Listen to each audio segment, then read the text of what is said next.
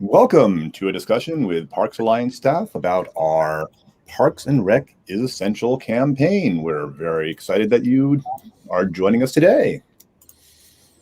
Welcome, I'm Steve Taylor, Communications Director for the Philadelphia Parks Alliance. We have Alex Doty, our Executive Director, and Lula DeVersha, our Campaign Director, with us today. We'll just briefly introduce yourselves. Well, I'm Lula, like Steve said. There we go. I'm Alex. We're here ready to celebrate 2021, right? We're here to talk about what all happened under 2020, but boy, I'm looking forward to what comes next. Absolutely. Super excited for this year and for all the great things we have planned.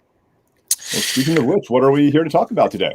Well, hold on. First, I got to say what neighborhood I'm watching. Oh, there we go. That's what we're asking everybody to do, right? So I'm watching from West Philadelphia, my house between Clark Park and the King Sessing Rec Center. Excellent. And I am in New Jersey. And I'm watching from my house in South Philadelphia in the Lower Moyamensing neighborhood. There you go.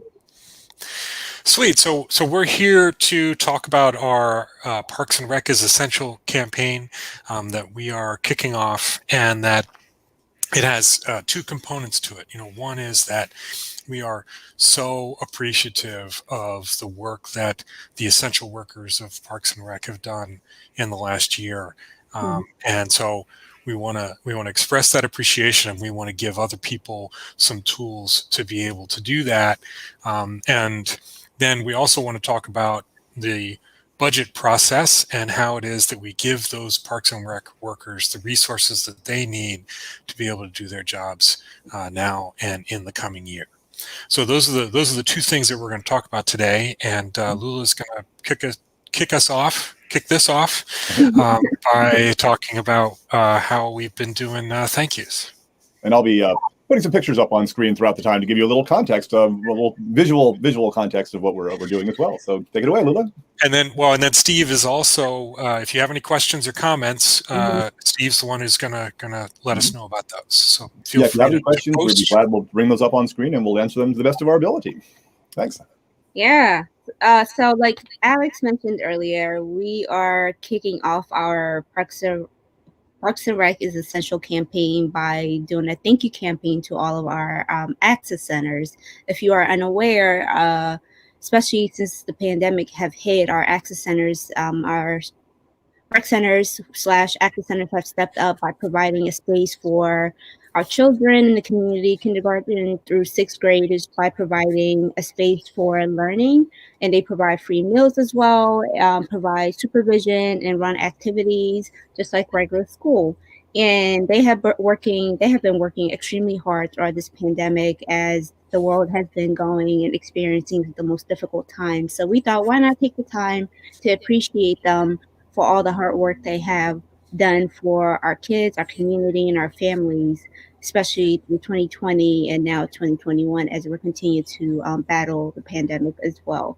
So we went around last week, myself, Alex, Sarah, our intern Sarah, Steve, to provide our intern Jack. Intern Jack. Sorry, Jack, if you're watching. Like, don't forget me. Our intern Jack, yes, we went around to 10 of our access centers to do our first batch of thank you cards and our lawn sign that says Heroes Work Here. There we go. Here, I was going to pull mine. This is actually better. Parks and Rec Heroes Fun. This is Parks and Rec is Essential, Heroes Work Here. We thought it was very important to create this lawn sign to just highlight that heroes are working in these spaces, taking care of our kids. And then with that lawn sign, we also provided flowers, beautiful flowers that went with it. And here we are, photos of us delivering these lawn signs and flowers. And I just want to say thank you for all of the centers who are so welcoming and extremely surprised to see us with these signs. And we are going to continue to do this throughout next week. Unfortunately, this week the snow kind of took over, so we had to hit the pause button for now. But hopefully we get to go back out Friday. But most definitely next week we'll be back out as well. Even with the budget cut, they have been able to provide gone above and beyond for our families and community. So this is just a small token of appreciation from our part to say we see you, we hear you, we appreciate you. So that is our thank you campaign, and we are excited to continue to connect with different sites throughout the next few weeks. Here's Lisa Summers. This is super exciting. So if you actually see our signs in your neighborhood, please take a picture and send it to us. We would love Definitely. to see you recognize Absolutely. You can tag us on social media, and I'll put our social media accounts on all over. You're either watching us on Facebook or YouTube, so you know how to find us there, but you can also follow us on Instagram and Twitter as well. Yes. So Lula, if people want to do something themselves in this campaign, Mm-hmm. can you talk a little bit about what we're asking people to do? So if you want to recognize your local rec centers, there are a few ways that you could do it. One is you could write them a thank you note. That's a simple way of doing that. There's also, you can, I just had a brain fart. So if people go to the homepage, Yes. philipparks.org, then there's a button there where you can download a PDF that we have of the of a little poster, and that's a way. We've left some white space in there. You can just hand write in something, the name of the rec center. If you want to recognize particular staff, we've even had ideas from rec leaders being able to write that out for their own staff. But any way that we want to recognize, if you're a parent at one of the virtual access centers and want to say thank you to one of the instructors there or to anybody, it's just, we wanted to leave that open for people to be able to do. So it uses the same branding as we've got on our lawn signs, and being able to just be able to print out a version of that at home. And then also, I'd say if you have an idea for, we're taking the lead in doing this at rec centers, but there's not a door to hang a poster on at a park. But a lot of times there are spaces where people can put something up, or if you know one of the staffers that works there, again, just being able to say thank you. It's been a tough year for all of us. The staff at Parks and Rec, have shown up to work, often with being more exposed to COVID than any of us who are working remotely and at home, and they are doing it for some of the most the folks that need their services the most. And I think that's one of the things that's really striking about what Parks and Rec has done this year, and they've really shown some nimbleness to be able to respond, and they are the virtual access centers. 36, I think, rec centers are serving as classrooms for Philadelphia School District students. The school district is unable to provide physical classrooms for students, and so the Parks and Rec has stepped up to do that, and they're doing that for students who are being nominated and selected by the Department of Human Services. In other words, these are the students who are identified as being the most in need of physical in-person classroom space, and it's Parks and Rec that's stepped up to provide that classroom. They're attending the classes at their school, but they're in this communal space that's being run by the Parks and Rec staff. And then particularly early in the pandemic, stepping up to provide food boxes and filling in the gaps. Again, also sometimes for the school district, they were providing meals at sites, but at the very beginning, it was like, we needed more sites for food boxes opened up, needed to be assembling food boxes, and the entire city, I think, really stepped up to do that well. I mean, it was CLIP. It was the folks that removed graffiti who were, assembling these boxes. It was Parks and Rec that stepped up to be able to do this distribution at their rec centers. And so that was sort of a collaborative effort, but we really, of course, we're the Parks and Rec advocates, and we want to give that special shout out and the special thank you for the Parks and Rec staff that have done that. And then, of course, we've had our parks, and for each one of us, I think that's been a lifeline under COVID. And we've seen a 50% increase in visits to Philadelphia parks in 2020. And the staff that are responding to that have fewer resources to be able to do stewardship at those parks, because they have the same resources that they had to take care of trash and maintenance and all the other things that increased activity creates in a park.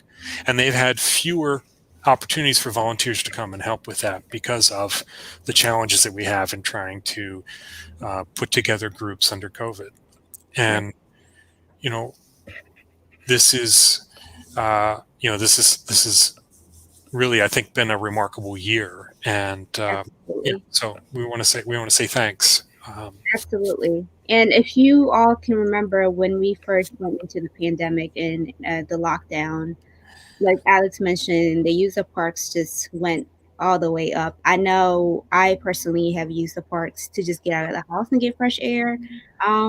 And then summer hit, and then it was more and more people out and about. So I think it's going to be the same again going forward until we get out of this pandemic. So just as a reminder, you can go to philipparks.org. We're about to talk about our take action part, but if you go to the button that's on there that says, make a thank you poster, download that, print it out, and let's just show some love for folks at Parks and Rec. And if you have an idea for a place that we should put our lawn signs, we're going to start putting those out not only at rec centers but also at parks. Mm-hmm. Then you can pop a suggestion up into the comments, and we're going to try and get around to as many park sites as we can. But if you have a particular place where we should show some love, let us know. So that's the first step in our campaign, and I think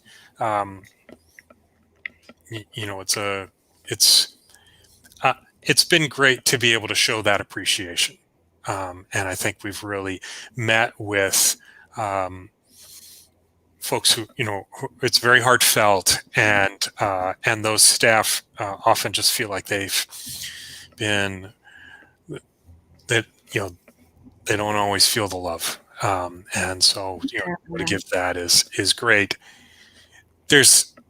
I think that we've been saying this about essential workers often. One of the reasons why the president is putting the minimum wage into a COVID relief bill is because we say it's not enough to thank essential workers. It is also important to support them with the resources that they need. So Parks and Rec has done this remarkable work in the last year, and they did it after taking a $12.5 million budget cut in last year's budget.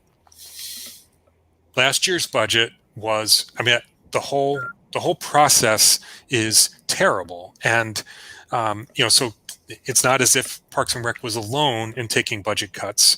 And COVID has done remarkable things to, income for every business and income for the city of Philadelphia. And our starting position is that we're the poorest big city in the United States. So all of that means that it's difficult. But within that, there is no Parks and Rec department that took a higher budget cut in terms of percent or even in total dollar amounts than the Philadelphia Parks and Rec department. And it was an underfunded department that hadn't really recovered, has not fully restored the budget cuts from the Great Recession, and we're taking another slice here. One of the reasons why they were able to manage some of that budget cut was because COVID was going to shut down the pools anyway. We don't want to have a second summer without pools. That might look different. There's all kinds of things we're still going to have to figure out under COVID, but we don't want another summer without pools.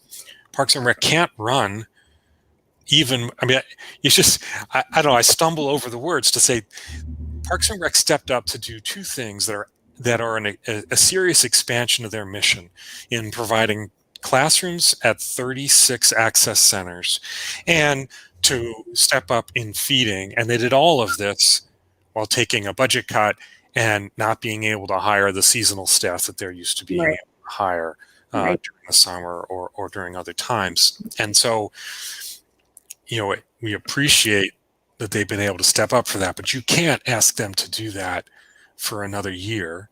And you can't ask them to do that when it's so clear that we need Parks and Rec to do more. And I think there's a good news part to that, which is that the money that's being spent on Parks and Rec is money that's being spent well. And it's resulting in services that are going to Philadelphians, that are going to our neighborhoods, and that are disproportionately going to the neighborhoods and the people that are being most impacted by COVID-19. So I think that these are really smart dollars to spend. And that's why our ask is for Parks and Rec to restore, for the city to restore the $12.5 million budget cut from last year. So we would like for you to join us in this campaign. And so, I may be preaching to the choir a bit for people that show up to this presentation about the why, but I think it's important to get passionate about it. Absolutely. We need to make the case, and we need to make a strong case, because this is an uphill battle. Mm-hmm. This is difficult because it's not as if there's money hidden in some drawer or pocket that the city is not sharing, right? It's a trade-off about what goes from one place to another. So, we're trying to make the case that these are dollars that are really well spent, and these are dollars, as the Parks and Rec puts it, they approach all of their programming and distributing all of their resources through an equity lens. And you can see that in the way that the virtual access centers have been operating. Absolutely. We just have a few people that just joined us. If you missed our action alert, please go to our website, www.philipparks.org, and you'll see on our homepage the Take Action button. It just says Parks and Rec is essential, restore the $12.5 million budget cut, and it will walk you through steps of how you can take action by putting your there we go. Thank you. Technology. Indeed, you can just add your address there, and it'll figure out for you who your district council person is, and it will then compose a letter for you, which you can then edit. We have some suggested text, but feel free to add your personal take on things and why Parks and Rec are important to you. You can change that, and that'll go to the mayor, and it'll go to your individual council person, and also it'll go to all at-large council people as well. And if for some reason you wanted to select it just to send some of those, you can select that as well. We'll give you the option, but it'll do that for you. So it's a great way for you to really get the message across really efficiently to let everyone know how important it is. Absolutely. And I've also put the links in YouTube and Facebook too, where you can click directly and go right to this page. Yeah, you have the option within this service, and we're excited about this service. It's the first time we're using it for this action alert, but you can use it to email. You can also print out and mail something if that's more your style. And then you can post something on Twitter that will also be directed towards the elected official. I don't know, Steve, is that tagging? Whatever you have. There you go. All right, I'm catching up. There you go. And also be able to post it on Facebook. And then if you click on the call button, it gives the telephone number for those council offices. Yep. So, as is often true in life, in advocacy, the thing that is easiest to do is often the thing that has the least impact. I almost hesitate to say least. All right, doing this is a good thing. Making the calls has a little more weight than sending an email. And I will say that Twitter is a pretty good spot, to do this as well. And then we also want to talk a little bit about what this process looks like throughout the year. So for folks that are familiar with this process, we're going to go through it again to make sure that everybody understands how this process works. So the city budgeting process starts with the agencies and the mayor and all of the internal workings of the executive branch go and have conversations about what budget they should have. They've been asked to prepare budgets. They've been asked to prepare budgets that have cuts in them. Cuts to the Parks and Rec budget obviously are going to be catastrophic. It's not bone, it's marrow at this point. And then the mayor in the beginning of March has a presentation of that budget. And so that is the mayor's proposed budget, and he gives a speech that outlines what's important to him in that budget. Then that goes to city council, and at city council, they review those budgets, and then they have hearings, usually in April, and then they are working towards passage of the budget in May. So there are a couple of key moments in this process. So one of them is now, when we are trying to have an impact and show our support so that the mayor understands that support as he is drawing up his budget. Then we see what that's like. And then we are and then we are defending the Parks and Rec budget in city council, and we're probably asking for more resources to go in there and trying to build up what that case is with city council people, and particularly trying to say these are dollars that are wise to spend. There's always some adjustment that happens with city council. They can't change the total amount of the spend in the budget. And once you say this is how much revenue there's going to be, that estimate stays constant, but then figuring out how it gets spent. And for certain, there will be conversations, for instance, about police funding. That's a big topic, and then there's a lot of priorities under COVID, and then the hearing when there will be two hearings. One is when the Parks and Rec commissioner. Catherine Ott-Level presents at the budget at a city council hearing, and then there's a hearing where there's public testimony, where any one of us can sign up to give testimony. One of the things that's happened under COVID is that testimony now is all happening obviously via Zoom, all happening remotely. That's a great thing for us to be able to have more people access that instead of having to show up at City Hall at 3:00 on a weekday afternoon. But that additional access also means that a lot more people are participating. And so our voices can sometimes get a little bit lost in there. And I think that we need to have some volume. We need to have a lot of people take part in our action alert, but we also need some quality. And so some of the quality is to talk about what impact a virtual access center is having for the parents that are at that center. And one of the ways that we think we can get at that, or if you want to talk about how the park that's in your neighborhood has been important to you in the neighborhood under COVID, but also what are some of the challenges of trying to maintain it as a friends group, then we want that conversation to be happening with city council people. And we think that a great way to do that is to host a tour for a city council person. Now, we're going to need to do this carefully under COVID. This is not something where you're going to try and get 50 people to show up at the park. You want to have a handful. We're talking about a handful of people who can tell some of the story. You don't need to have rehearsed the talking points. You just need to tell the story about how important that park or that rec center is. And if we can get city council people to show up in person to hear those stories and to see these places, then we think that they will see how wise the dollars that are spent on Parks and Rec are. So we're encouraging people to do that. That process is perhaps pretty straightforward for some folks who've done this before or who have a relationship with a city council person or city council staff. But we also want to help with that process if you find that process at all intimidating. So one of the things is that we stand by, we and our interns as staff, to help to manage that scheduling process, right, and some of the conversation about how we make sure that it's safe and how we manage all of those kinds of things. And so that's something where if you're interested in that, happy for you to get in touch with us.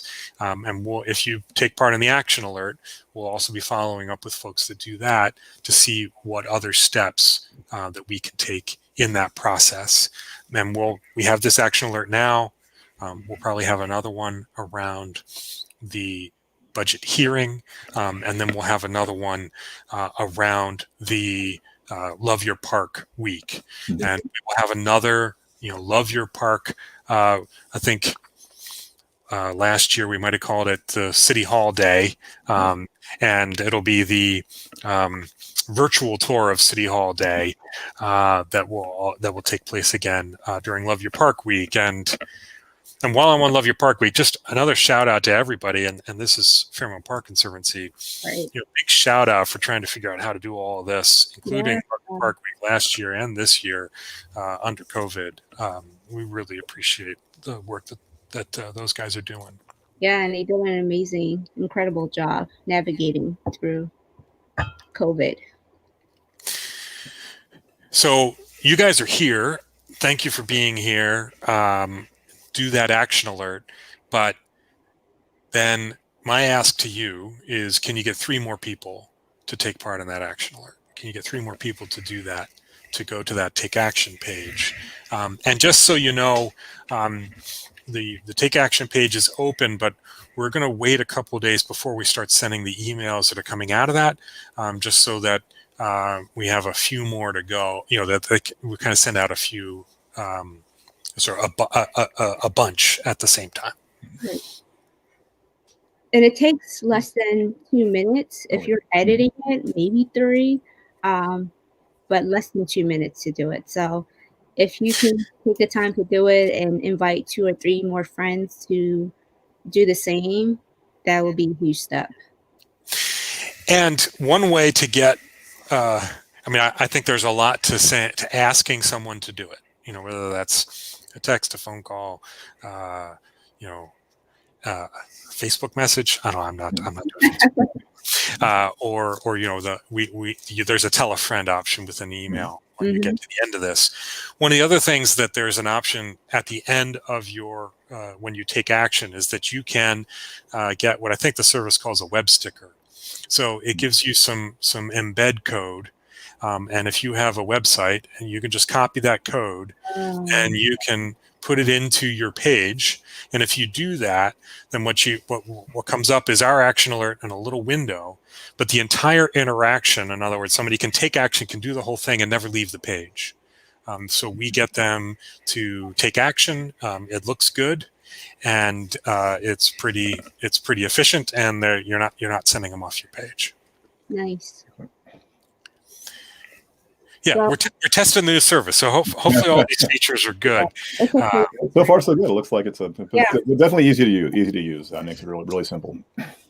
Yeah, and if you want to learn more about your elected officials within your community, it's very helpful. By putting your zip code, you get to see who represents you and their address, phone number, so easy access also to searching.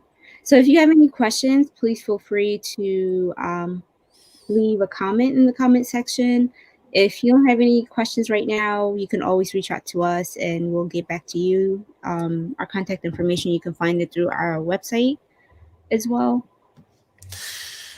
And then we're planning on basically, having this kind of presentation to give people updates on where we're going with the campaign.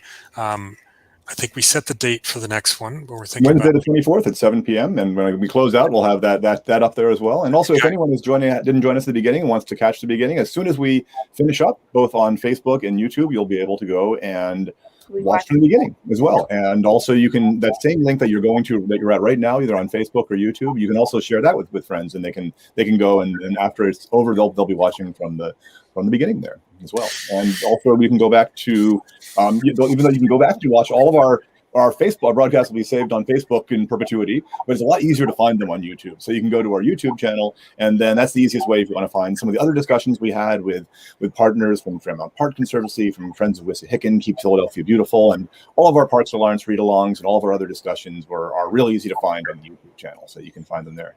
So just as a last pitch, if you have any questions or any ideas for what could be effective messages or stories or advocacy, then you can go to our webpage, my contact information is there. Lula's contact information is there. Feel free to reach out to us.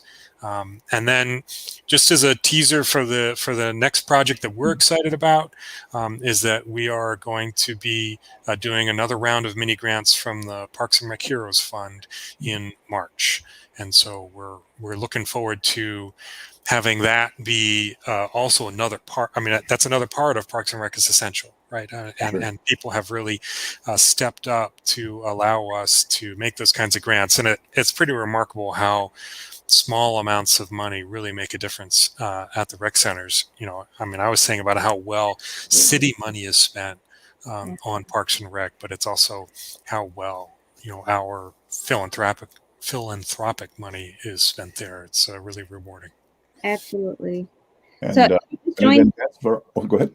No. I was going to say. In advance of our evening of Wednesday, February 24th at 7 p.m. In advance of that, you can certainly feel free to submit questions. We'll be posting on social media with opportunities for you to put it there. Also, we'll also be checking in at this broadcast, both on Facebook and YouTube. So if you post comments, either you're watching the recording, or if you are posting them after we close out, we'll also see those there. We always check those, and we'll follow up with you.